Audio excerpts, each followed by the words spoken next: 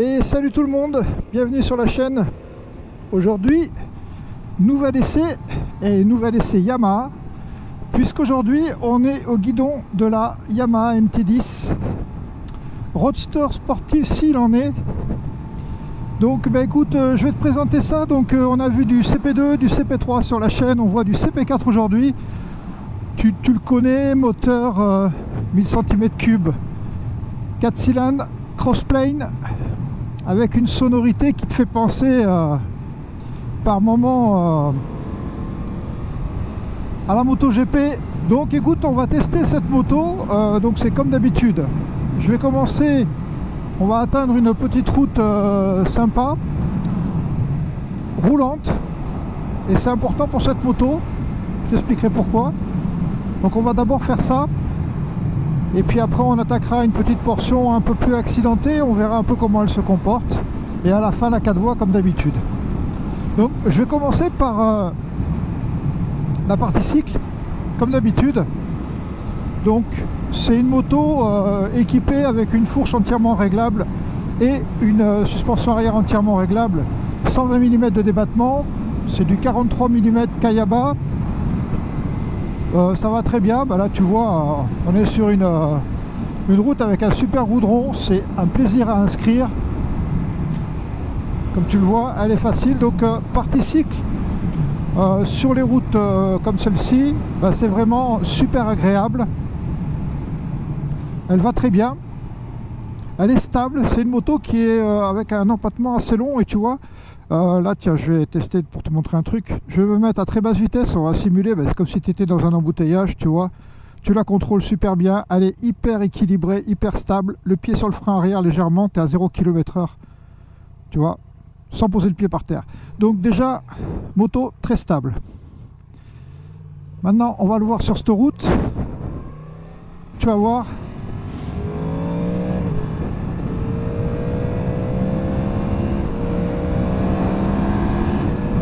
Là, tu vois le moteur, on en parlera tout à l'heure du moteur, mais bon, ça contribue pour la partie cycle, ça aide évidemment, du moins ça influe, je te dirai pourquoi.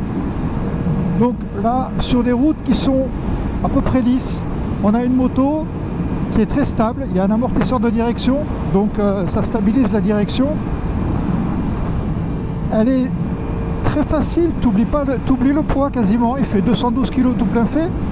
Mais tu l'oublies assez facilement et c'est une moto qui se met, tu vois, quand je rentre en courbe, petit coup sur le cale-pied, hop, sans toucher, sans mettre d'appui sur le guidon. Et c'est une moto qui se met très facilement dans l'angle, malgré quand même le fait que ça fasse 210 kg. Alors c'est pas énorme, mais bon, c'est quand même, il faut quand même les bouger. Donc voilà, donc tu vois. Donc quand tu la vois en maniabilité, tu vois, tu fais ce que tu veux, quelle que soit ta vitesse, tu peux la bouger. J'aime bien cette rigueur, elle bouge d'un bloc. Tu sens quand même qu'ils ont bien travaillé sur les suspensions et sur les lois d'amortissement, qui sont évidemment le plus important. Donc, question partie cycle, sur cette route-là, on verra tout à l'heure sur la petite route, sur cette route-là, rien à dire. Question moteur, on va changer le mode. Donc il faut savoir que sur cette moto tu as une poignée électronique, et donc comme tu as une poignée électronique, ça te permet d'avoir tout un tas de modes moteur, d'avoir un traction control, d'avoir un anti-glissement, voilà, tu as tout ça sur la moto. Alors sur cette moto tu as la possibilité de choisir tes modes. Donc là je vais m'arrêter parce que je voudrais te montrer un truc. Donc problème, c'est que moi j'ai pas réussi. Alors là, ceux qui connaissent la moto, peut-être qu'il y a une solution, moi j'ai pas su faire. J'ai pas su changer le mode en roulant. Il faut s'arrêter apparemment pour changer le mode. Alors je sais pas, bon c'est peut-être moi ça, hein. Je me demanderai au concessionnaire. Donc là voilà, donc tu as 4 modes moteur, A, B, C, D. Ce mode là, il va te donner la vitesse à laquelle la puissance va arriver, d'accord? Plus ou moins vite. Dans ce mode A, tu peux paramétrer le mode Power sur 3 niveaux. 1, 2, 3. Et là, c'est la force du couple que tu vas moduler. Donc là, je suis en mode A, Power 1. Quand tu accélères, On va se mettre en 4, 3. Tu vois, malgré l'anti-wheeling, tu sens que l'électronique, elle a beau être hyper efficace, elle a du mal à juguler toute la puissance de ta moto. Tu as 166 chevaux, pardon. Tu les as à 11 500 tours, donc c'est assez haut sur le compte tour, mais je peux te dire que des 7000, tu en as déjà pas mal, et tu as le couple qui arrive à 9000 tours. Donc, tu as une puissance, le mode Power 1, franchement, je l'ai mis parce que je voulais voir ce que ça donnait. Je le recommande. Alors, sur les routes lisses, tu peux y aller, parce que là, tu vas être protégé par toute l'électronique au niveau du traction control. Moi, mon traction control, il est sur 2, tu vois, et mon anti-glissement est sur 2. Donc là, tu sens qu'à un moment, quand tu vas accélérer fort, ben le moteur, le calculateur va couper un peu la puissance pour éviter que la roue ne patine. Donc c'est pour te dire la force de ce moteur et la puissance qu'il peut avoir. On va faire quelques accélérations dès qu'on sort de la ville.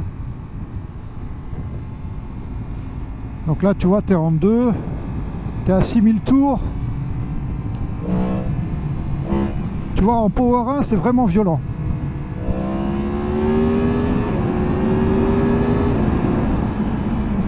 Donc si jamais, je pense quand même que c'est un moteur qui demande à avoir un peu d'expérience. T'achètes pas ça quand tu sors du A2.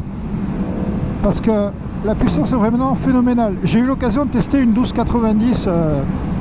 Bon, j'ai déjà testé les Super Duke, mais j'avais une Adventure avec un moteur qui faisait 160 chevaux. Et le V-Twin, il est réputé pour être violent. Là, le 4 cylindres, il est aussi violent. À mon avis, alors il faut être un peu plus haut dans les tours que sur le Bi, c'est sûr.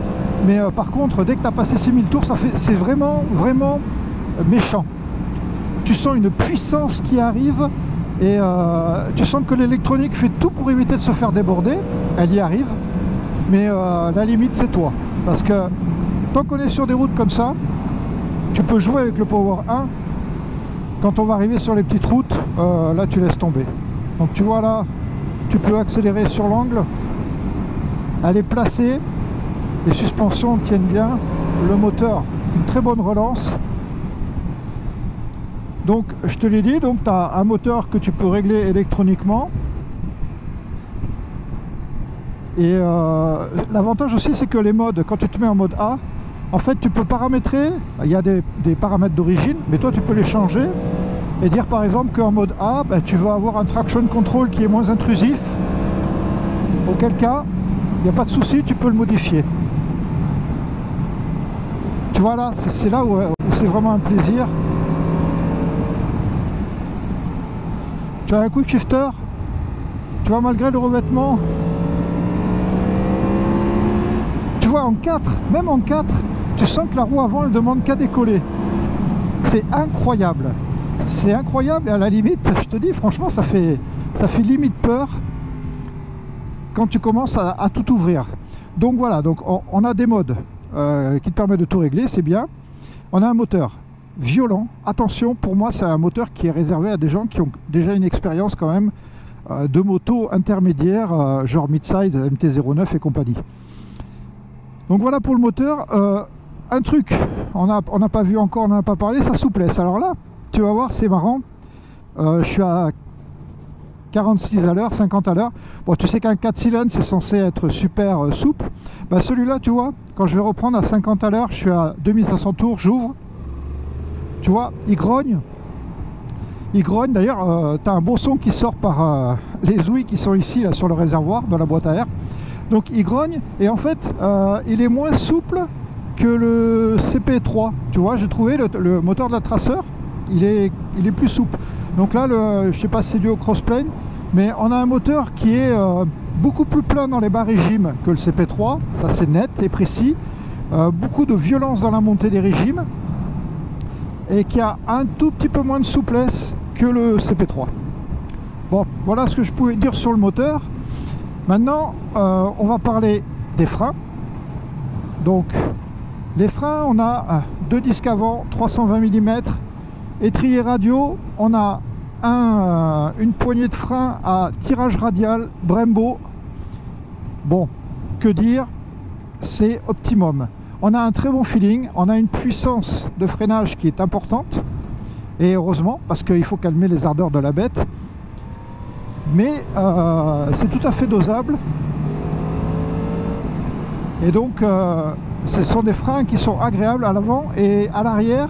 C'est pareil, on peut vraiment doser avec le frein arrière si on a été un peu trop optimiste. Donc là, je vais te montrer, personne derrière. Allez, frein. Tu vois, là je trouve le feeling extraordinaire. J'ai freiné fort, t'as pas de sensation comme quoi tu vas basculer, mais le freinage il est violent. Comme la moto a un empattement assez long, en plus de ça, ça vient la stabiliser. Donc ça c'est vraiment pas mal. Voilà, donc pour les freins, donc on a du bon matos. Donc voilà, donc deuxième partie, on va attaquer les petites routes. Donc avant d'attaquer les petites routes, bah, je te dis, il faut vraiment que je vois ça. Je demanderai au concessionnaire si c'est normal qu'il faille s'arrêter pour changer le mode. Ça, c'est pas cool ça. Alors, tu es à l'arrêt. Hop, et là, je vais mettre en mode B. Et on va laisser la puissance sur... On va mettre la puissance sur 3. Voilà. Allez, on peut y aller. Donc ouais, alors pourquoi j'ai changé le mode et la puissance? Ben parce que tout à l'heure, si tu veux, j'ai pris une route abîmée. J'étais en mode 1, en mode A, et j'étais en Power 1. Et à un moment donné, je suis passé sur dans une courbe, et il y avait le revêtement abîmé, j'ai ouvert. Et franchement, là, la moto, elle est partie, et les suspensions, elles ont été un peu dépassées. Et là, ça fait peur. Tandis que là, tu vois, là, je suis en mode B, Power 3. J'ai vraiment une progressivité de la poignée. Et là, tu vois, là, ça passe bien.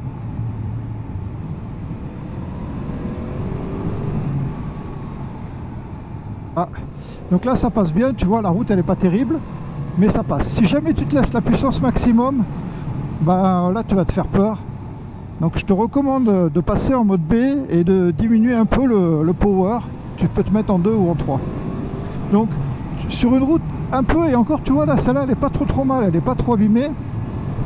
Sur ces routes-là, tu sens les suspensions qui débattent, à mon avis, qui renvoient trop rapidement. Tu vois la roue, je pense que peut-être que c'est un réglage à faire. À mon avis, il faudrait limiter la détente, freiner un peu la détente de la suspension. Mais là, comme bah, je te le montre, là, tu vois, tu peux totalement régler la fourche avant. Donc il y a moyen de jouer là-dessus. Mais tu vois, sur les petites routes, je me sens moins à l'aise que sur la Tracer 9, je trouve. Après, encore faut-il peut-être qu'on règle les suspensions. Tu as des pneus aussi, il faut savoir que tu as du S22 dessus, donc c'est des pneus sportifs. Donc le S22, c'est un pneu que tu trouves, enfin dans la même gamme de pneus, tu as le Power 5, tu vas trouver le Metzeler 9RR et tu vas trouver le Pirelli Rosso, je ne sais plus lequel là. Voilà, enfin, c'est des pneus sportifs. Tu as un 190 à l'arrière, donc c'est un pneu qui est assez large. Ça peut gêner un peu normalement la maniabilité, mais là c'est pas le cas. Je trouve que le S22 il est un peu pointu et du coup la moto est super maniable. Tu la mets facilement sur l'angle et tu peux bien la placer. Donc tu vois, sur cette route là, pas trop abîmé, en Power 3 ça passe. Mais après sur les routes plus abîmées, ça sera pas la même. Pour moi, c'est une moto qui doit être super à l'aise dans les cols de montagne, où là, tu as de la route propre, tu as des virages serrés, parce que, tu vois, voilà, là, quand c'est bosselé, bah, je me fais secouer comme un prunier, et bah, si tu ouvres les gaz en grand, la moto part, et tu as la roue avant qui va chercher un peu sa route, donc pas tip-top à ce niveau-là. Mais bon, pour ça, je pense que c'est plus un trail où tu vois le traceur qui serait peut-être un peu mieux. On va se méfier parce que je crois qu'il y a des gravillons. Donc voilà ce qu'on pouvait dire un peu sur la tenue de route, sur les petites routes. Question position. Donc on a une hauteur de selle à 825. Moi je suis à 1m86. Bon, les deux pieds comme tu le vois sont tout à fait au sol. Mes jambes sont repliées. Sont pliées du moins, tu vois, donc j'ai pas les jambes tendues évidemment. Donc c'est une moto pour 1m70, il n'y a aucun souci. Le gars il sera à l'aise. Position sur la moto, on a le réservoir. Sur le premier coup quand tu la prends, tu trouves que le réservoir il écarte un peu les cuisses. Mais dès que tu as roulé, tu tiens bien ta moto, ça c'est super important. Tu la tiens bien avec les genoux et du coup ça te permet de vraiment tout sentir. Donc ça m'a paru bizarre, mais c'est un changement de position par rapport à la mienne, mais sinon c'est bien. Question guidon, on est assis assez droit sur cette moto. Tu vois, on a plutôt une position au niveau du haut du corps, on a une position trail avec un guidon qui est relevé. Moi j'aurais aimé une position un peu plus sportive avec des guidons plats un peu plus bas. Voilà, mais ça c'est pour mieux sentir l'avant. Tu vois, comme on a des repose-pieds qui malgré tout sont un peu remontés et en arrière, donc tu as une position au niveau du bas du corps qui serait presque sportive, mais en bas du corps qui serait sportive, mais en haut du corps tu es plus sur une position trail assez relax. Donc pour enquiller les bornes c'est bien, pour le côté sportif c'est un peu moins bien. Mais bon, ça reste un détail. Donc tu es quand même bien assis. La selle, ça fait un peu plus d'1 heure que je roule avec la moto. Pour moi, la selle, elle va bien, mais je sais que je ne suis pas une référence. Je fais du vélo. Donc pour moi, une selle de moto, c'est confortable, évidemment. Par rapport à la selle du vélo, j'avais l'habitude de rouler pendant plusieurs heures. Et donc, je suis peut-être renforcé à ce niveau-là, ce qui fait que je sens pas trop les selles dures. Mais ceci dit, celle-là, je la trouve assez souple quand même. Au niveau passager, bon,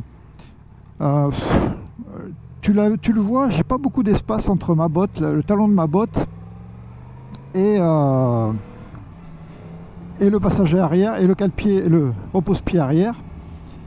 Mais je sais pas, après ce genre de moto, tu vois, moi sur ma 890, j'ai enlevé, enfin, elle est livrée avec la selle arrière déposée, les cale-pieds déposés à l'arrière. C'est une moto d'égoïste. Si jamais tu t'amuses avec ça, le passager arrière, il va se faire chahuter sérieux quand même. Donc voilà, donc je pense pas que ça soit l'idéal à ce niveau-là. Tu remarqueras au passage ce superbe petit village du Gers. Donc voilà, voilà ce que je pouvais dire au niveau de la position. Bon, au niveau équipement, donc je te l'ai dit, elle est full package électronique avec en plus la possibilité de paramétrer des modes moteur, ce qui est vraiment top. Elle a un quick shifter up and down qui marche très bien, qui est très souple, un peu comme celui de la MT de la Tracer 9. Tu vois, il monte bien, il descend bien, donc ça, pas de souci, c'est top. Tu as une centrale 6 axes, mais ça c'est maintenant sur toutes les motos, tu as ça qui te permet d'avoir du traction control et du glissement de la roue, y compris sur l'angle, avec un ABS qui joue aussi sur l'angle. Donc tu as une protection totale et pour cette moto là, franchement, ça me paraît indispensable si tu veux pas te retrouver satellisé. Donc tu vois là, la route elle est moyenne, elle est abîmée, mais ça va encore. Avec le mode Power 3, tu vois, je peux gérer ma poignée sur l'angle sans jamais être débordé. Et le changement d'angle, il est assez rapide, tu vois. La moto va vraiment bien. Il y a la prise des freins, tu vois, frein avant, frein arrière, ça te cale. Et tu vois, là on a vraiment la route qui va bien pour ça. Ça c'est la route pour cette moto.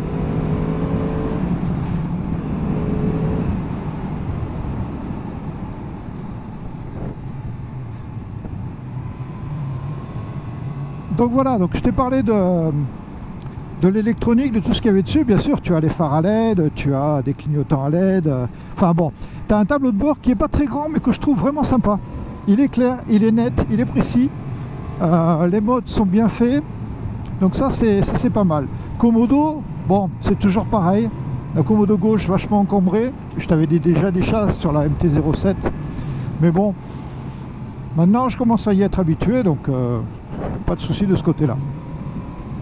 On va parler maintenant d'un point qui est subjectif mais important quand même quand tu choisis ta moto, le look. Alors moi perso, j'adore ce look, transformer à l'avant, le phare, il est vraiment top. Là il y a une bulle d'origine dessus, mais c'est d'origine, c'est vendu avec la moto, alors elle est peut-être pas là pour la protection, mais franchement ça lui donne un look sympa. La couleur, tu vois, les jantes bleues avec cette bande rouge, les écopes à l'avant, ça fait un look méchant, ça va super bien à la moto. Et franchement, moi j'adore cette moto, je l'ai toujours aimée. Et ça faisait longtemps que j'avais envie de l'essayer. Et là, franchement, je ne regrette pas. C'est vraiment la moto, voilà, pour moi, un roadster sportif, ça doit être agressif. Et là, cette moto, elle est agressive en look et en moteur. Donc, pour moi, elle coche toutes les cases à ce niveau-là. Au niveau du prix, bon, on est à un peu plus de 15 000 €. Alors, je te mettrai le prix en haut. J'arrive jamais à me souvenir de la totalité des prix, mais plutôt que de dire des bêtises, ça sera mis en haut, en même temps que les caractéristiques. Donc, elle est un peu plus de 15 000 €. Ça reste quand même, par rapport au roadster sportif, je pense qu'on est à peu près dans ce niveau de prix-là. J'enlève la 1290 Super Duke qui est largement au-delà du prix de cette moto. Donc voilà, donc maintenant ce que je te propose, on va s'arrêter là. Et puis je vais te parler, on va aller sur la 4 voies. Bon mais voilà, on arrive sur la 4 voies. Tu connais, c'est la fin de l'essai. Donc on va faire la petite accélération, j'espère te faire entendre le bruit du moteur. J'ai un échappement normal, mais franchement il a une très bonne sonorité. D'ailleurs, si tu n'entends pas, je te mettrai la vidéo du son. D'ailleurs je te la mets de suite, comme ça tu entendras un peu le son qu'il fait.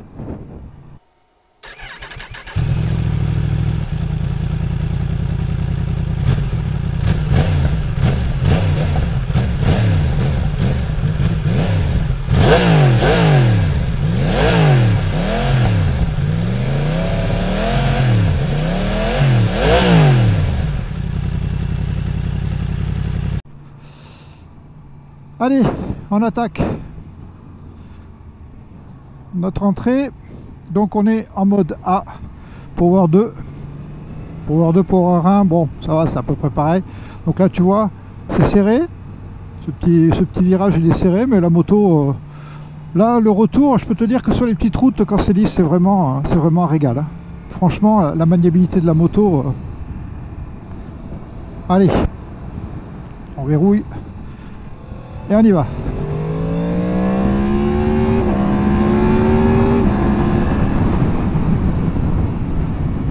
Ah, s'il veut bien sortir, lui.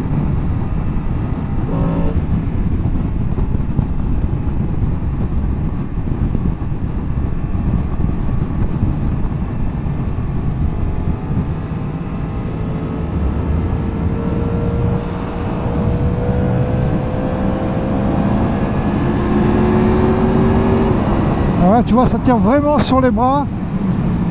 C'est vraiment expressif, ce moteur est vraiment top. Et tu vois là, sur ces courbes là,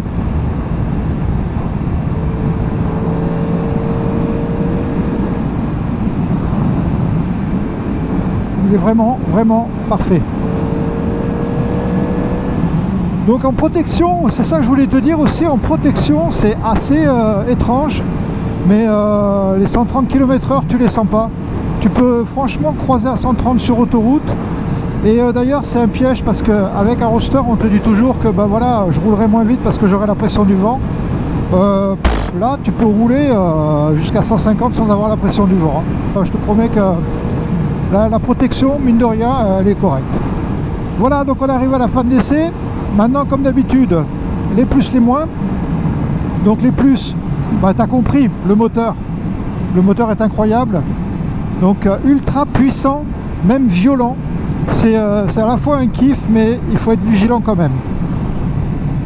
En deux, bon, on va avoir les suspensions. Tant que la route est propre, elles assurent un guidage précis et elles te mettent en confiance. En 3, l'électronique avec tous les modes moteur où là par contre tu peux vraiment régler ce que tu veux. Comme tu l'as vu tout à l'heure, le mode power est vraiment sensible quand tu passes de 1 à 3. Et ça peut être rassurant, ça peut améliorer les choses un peu sur les petites routes. En 4, le look, le look il est extra, enfin moi du moins j'adore. Je crois que c'est le plus réussi des roadsters, c'est celui qui a la plus belle gueule. Il a aussi une super sonorité, et ça c'est plaisant. Si tu mets un échappement en plus, je pense que ça sera parfait. Dans les moins, moi ce que j'aurais aimé, c'est avoir une position un peu plus posée vers l'avant, avec un guidon plus plat. Les suspensions, quand on est sur des routes vraiment abîmées, et du coup enfin les suspensions et le mode moteur, parce que là si tu restes sur le mode 1, tu peux vraiment te faire des frayeurs et te mettre en vrac. Donc voilà ce qu'on pouvait dire sur les moins. Il n'y a pas grand chose en fait, hein. Quand tu regardes, quand je dis sur les petites routes, mais bon, c'est peut-être pas la moto qui est faite pour aller sur les routes défoncées. Par contre sur les routes d'école, sur les grandes routes, tu peux facilement croiser. Tu as un cruise control aussi avec cette moto, donc elle est super bien équipée. Franchement elle est pas mal. Et si jamais je devais l'améliorer, et bien là ça va te surprendre, mais là ce coup-ci je mettrai un échappement, parce que ce moteur il a une sonorité qui est extra, et avec un échappement supplémentaire, je pense que là ça serait vraiment le pur plaisir, et tu aurais vraiment une super bécane. Voilà ce que je pouvais en dire. J'espère que cet essai t'a plu, en espérant qu'il n'a pas été trop long. Prochain essai, on fera la Ténéré 700. Je te réserve une petite surprise, tu vas voir, tu vas pas être déçu. Et puis entre temps je te ferai les présentations de mon casque, le RFA11, qui va super bien avec cette moto. C'est un casque sportif, et donc je te dirai un peu les plus et les moins de ce casque. Et je te parlerai, on reviendra un peu sur la KTM, la 890R que j'ai, parce que là je vais y mettre des poignées chauffantes. Donc je te ferai un tuto sur comment poser des poignées chauffantes, et puis tu auras aussi un tuto sur qu'est-ce que je me suis perdu. Oui, je vais aussi te mettre le track pack sur ma moto. Je t'expliquerai un peu ce que c'est et puis ce que ça apporte, et on regardera ça ensemble, et on fera une vidéo d'ailleurs avec la 890 sur la route, histoire de parler de tout ça. Comme ça tu verras, ça permettra de revoir la moto. Allez, sur ce, je te dis tchuss.